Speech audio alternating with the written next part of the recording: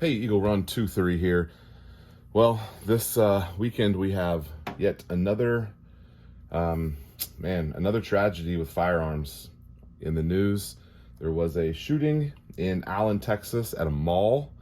Some maniac pulled up to in Texas we have these outdoor malls, and some maniac just pulled up and shot a bunch of people. It's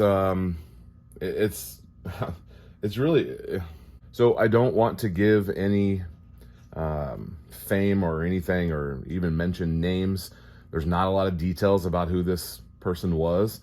We know that there's several that were killed and maybe a couple that are still injured and in surgery.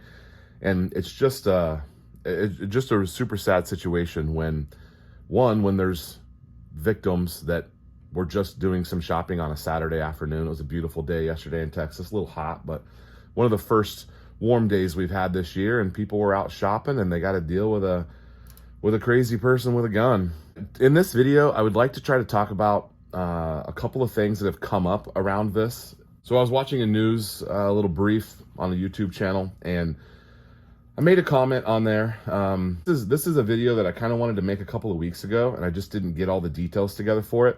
And this kind of spurred me to get together some details so we can talk about this. So I'm gonna propose 3 statement questions at the beginning, and then we're gonna unpack a little bit about the NRA, and then we're gonna go back and try to answer some of these. These are kind of tough questions in some cases. These aren't my questions. These are questions that I got from the comments.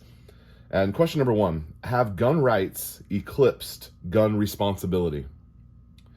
Question number 2: can we have freedom and regulation? And question number 3: is there a balance of freedom and responsibility that has been askewed? Like, are we out of balance with the freedom and responsibility part? 2 of those are similar, and one of them is quite a bit different, but keep those in mind here as we go through this. This guy says, all praise the GOP and the NRA. Lives for money is their motto. So his premise here is that the NRA has blood on their hands, the GOP has blood on their hands, and it's that's big firearms. The firearm lobby is to blame because there's just so much money in firearms that these politicians have been bought and paid for, and so they're not going to make any changes. They're not going to pass any laws. We're not going to see any new bills to actually do something. Remember, we talked about doing something before in one of our little bench talks here. So I replied to him and I said, I'm no fan of the NRA, but following the money in the firearms lobby, it's not a big spender in Washington. So I'm trying to, I guess, kind of make the case that if you're following the money, and the money is what's got the blood on the hands of these politicians, and specifically the GOP and the NRA, I'm saying the firearms lobby is really not that big compared to other things. And someone else, a different guy, replies and says, Eagle Run 2-3, it is surprising how little money it takes to buy a politician. Now, I don't, is that true? I don't even know. Like, I don't understand how that works. And so I replied to him and I said, I don't have a single clue how that works or if it's even true. I just know that the firearms lobby is not the top lobby in Washington. Now, I wanted to make a statement there and say it's not the top 5 or the top 10, but I didn't know, so I didn't say that. I actually have the data right here, which we're going to go over, that will show you that the firearms lobby is not a top lobby in Washington. So the statement that the NRA has blood on its hands is nonsense, which I made that statement. I stand by it. The GOP and the NRA having blood on their hands doesn't make any sense to me. I can't see that case. So this next guy chimes in and says, Eagle Run, it's so because the gun lobby doesn't spend the most amount of money, somehow they're absolved from any responsibility for these senseless shootings. Yeah, they are absolved. I don't understand how you could make a case of the GOP and the NRA, which, by the way, I'm not a fan of the NRA, but they're talking about big firearms, and they say NRA just as a catch-all statement for it. That is asinine. So it's asinine that okay, whatever. The money from that lobby that causes the country's gun safety laws to be severely lacking and well below what the general popular consensus or the general popular census views are on what appropriate laws pertaining to gun ownership, sales, background check, mental health screenings, competency, training requirements. Stop ignoring the obvious answers because of your lack of interest in remaining objective. Dang it, Tommy. You're forcing me to make this video. So in response to Tommy, the whole gun lobby thing doesn't make any sense to me. I don't know where that got traction and why some of these anti-gunners are reaching and grabbing and holding on to that fact, I guess, or they think it's a fact. The money from the lobby that causes the country's gun safety laws to be severely lacking when the general popular consensus of views are that we need more laws. It's probably impossible for reasonable thoughts to prevail in this topic because we have extremes yelling at each other here. The things that he listed here are all things that, mostly already exist. Background checks, we already have that. Obviously, it's illegal to kill people. So we already have lots of laws in place here for this. It says, stop ignoring obvious answers because of my lack of remaining objective. Obviously, this Tommy guy doesn't know me, and so he's just able to put a shot across the bow on me and call me unreasonable. And I think it's important that we discuss these things, and so that we kind of know where we fall. I think a good quality discussion is important for us to figure out how things work and what other people are thinking. And there's not an easy answer to some of this stuff because the government is involved. Let's go back to the big firearms. You hear this a lot, and I think it's important that we're armed with some facts. These are the top 20 lobbies and how much money they spend in Washington. And this is from Statista.com. I looked at a couple of different sources, and the finances were very similar. Some of them a little higher, a little lower, but it did not really affect overall industries here that are lobbying Washington. Some of the dollar amounts were a little different, but we're just going to run with this. You can find this at Statista.com and just punch in what you're looking for, and it will tell you the numbers. So I think we all would guess the number one is the pharmaceutical healthcare product section. I think I knew that one would be my first guess. What's crazy to me is that they're doubling up the spending of most everyone on this list. They're tripling up some of these down here at the bottom. Pharmaceuticals number one, $373 million in 1 year lobbying Washington. This whole list is junk to me. I hate that this exists. This is what makes politicians dirty, and this is a lot of our problems with our politics in America is this list right here. Electronics, manufacturing equipment, insurance, investment securities, Wall Street, real estate, business associations, hospitals, oil and gas, utilities, healthcare services, which is different than healthcare products up here at the top of the list, transportation, telecom, manufacturing, civil servants, public officials. Why are they spending $100 million? And then you have the third, healthcare professionals. So healthcare, if you added all three of these healthcare, man, that would be off the list here. Internet, education, automotive, chemical related, and banking at $64 million.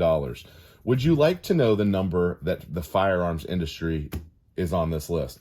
They were so far down the list that it didn't even give me a number, so I don't know what actual place they are on the list, but I can tell you at $64 million, the gun rights groups spent $13 million in 2022. This is the 2022 number, and this is the 2022 number, $13 million. That would be, if that's 25, they would be somewhere in this range, somewhere around here. So that would translate up to about right there. So healthcare, firearms. Big difference. Now that is not a lot of money. It's just simply not a lot of money. $13 million. It doesn't even compute on here. It's statistically zero compared to some of these other numbers. If you wanted to be one of those stat twister people, you could say statistically the firearms industry spends $0 comparatively speaking to some of these other groups. So let's go back over here to our questions. And I kind of have a little bit of response to some of these. Some of these I want to just propose to you and see what your thoughts are on this. Have gun rights eclipsed gun responsibility? So what that's saying is, some of these states are doing these, permitless carry, constitutional carry, things like that. So they're saying, have the rights of you to have a gun, are they eclipsing a gun owner's responsibility of being a well-trained, responsible, background checked, mentally sound person? Gun rights exist and the responsibility is secondary. But I am going to say it again, as a gun owner, please be responsible with your firearms. Get training, take care of where you're leaving your firearms. Lock them up if it's not, in use. Carry it on your body. Carry a firearm every day. Things works, and that it's kept clean and functional and ready to defend you if you need to. The next one here is probably a tough one. Can we have freedom and regulation? So you have to kind of look to other industries to this to see what that looks like. And I think regulation as a blanket statement is anti-freedom. But what do we do when people are abusing freedoms? So what are some other things where we found that an abuse of a freedom has caused a reach into, so basically like your freedom is infringing upon my freedom. That's where a lot of these things that these anti-gunners say, that we have these answers for this, but realistically they've never considered rubber meeting the road. What actually does that look like when it actually gets pulled out? I mean, a lot of us say mental health screenings are important, but these red flag laws kind of fall into that as well, and we've seen that abused, and they're not even rolled out nationwide. I mean, red flag laws are, they can appeal to people that don't really know about them and be like, yeah, that makes sense. But when you're actually the one who's being red flagged and you didn't do anything wrong, then now your freedom has been squashed and stepped on. So can we have freedom and regulation? Basically, no, we can't. That's why an individual's responsibility and freedom, they have to take that upon themselves. If there is a way that we can figure out that your freedoms are not stepped on, and that you can figure out how do we identify a person who's going to, be a bad guy with a gun, if there's a way to do that, let's talk about it. I don't know. Right now, with the current things that are being proposed, that wouldn't do anything. It already is illegal to steal a gun from somebody, to shoot people. It already is illegal to do those things. So making more laws just doesn't ever make more sense. And the last one here, is there a balance of freedom and responsibility? We kind of already touched on that. And I think there is a balance of freedom and responsibility, but only to a certain point, because freedom has to be the paramount thing. Back again, what do we do with someone who is abusing their freedom? The freedom for me to listen to music in my backyard while I'm trimming trees, that freedom exists. But if it infringes upon my neighbor's freedom to have a peaceful, experience in his backyard, and he doesn't want to listen to music while he's trimming his trees, like where does that go? And I think a lot of this with my backyard scenario is, if I never talk to my neighbor and I've never said 5 words to him, he's been there for years. If he's my buddy and he's like, hey, Eagle Run, you mind turning that music down? I'll be like, sure, man, no problem. Because I know him. He asked me nicely, and maybe it was a little too loud, right? I guess I'm open to figuring out how we can have discussions. Some people say I'm a little too naive in my willingness to discuss some of these things. I'm open to discussion. I feel like if we're able to talk to each other, we can find the common ground and figure out how to make things better. If there is a way, and I think a lot of you would agree, if there is a way to keep a madman from getting a gun and shooting people at a mall on a Saturday afternoon, I think we all would agree that we need to have that conversation. What's being proposed, though, and blaming the NRA and blaming the GOP, that doesn't make sense to me. And saying that, hey, if you guys would just pass these more laws that we could stop this, that doesn't make sense to me either. But I'm all for trying to have a discussion and figure out how to make our lives better, how to make us feel more safe. All right, open to your comments here, guys. Holler at me, Eagle Run 23. We'll see you next time.